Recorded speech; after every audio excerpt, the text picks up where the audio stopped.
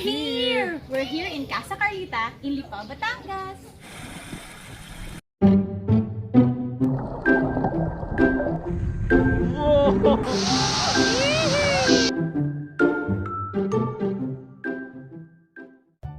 We went to Lipa, Batangas and checked out kung ano meron sa Casa Carlita. Kasi of course, tulad ninyo, hayok na lang kami gumala.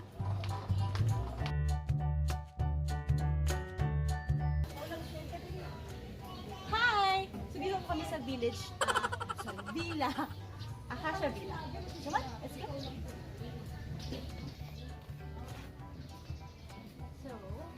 So here's the villa. So, sa front, cute kasi meron siyang parang pwede ka mag-resting area.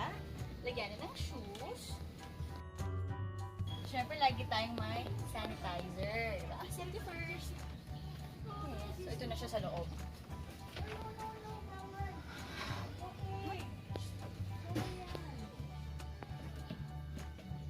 So, this is the first floor. Sa first floor, meron na siyang bed. Single bed. And then, meron aircon, television, and then meron tayong ref. Yes, pwede kayo magdala ng food inside. Pwede rin kayo magluto dito if you want. Pero they also have a resto. Okay?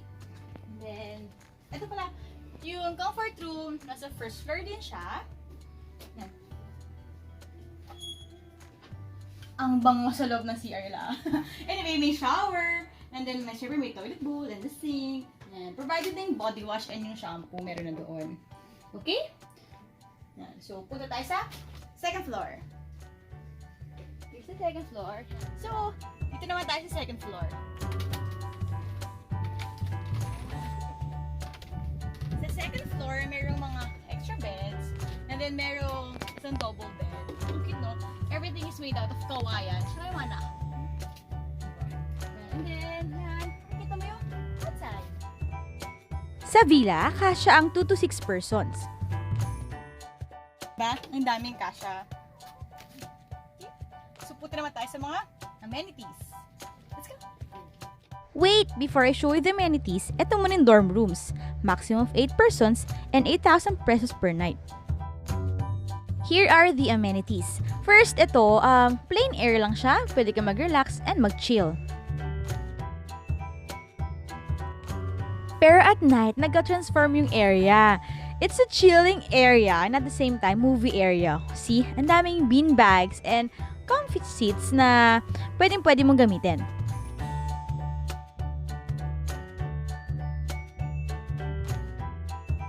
And then, ito yung main hall. Meron silang main hall para for those na gusto kumain. And then, andito rin yung billiard table. Pwede kayo maglaro.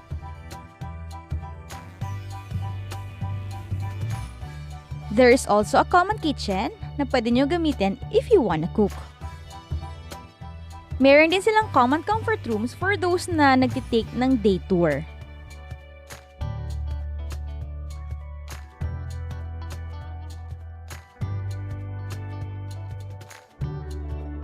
Meron din silang children's playground para sa mga chikiking na gusto maglaro.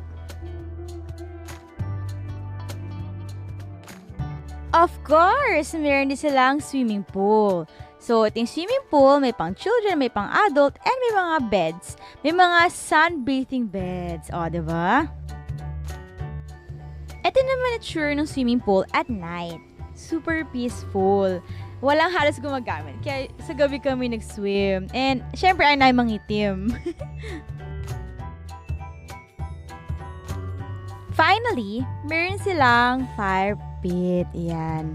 Pwede kayo magpainit sa gabi. Super nag-enjoy kami sa Casa Carlita. Kaya if given a chance, babalik ulit kami. Kaya guys, tara na! Let's take a vacation. See ya!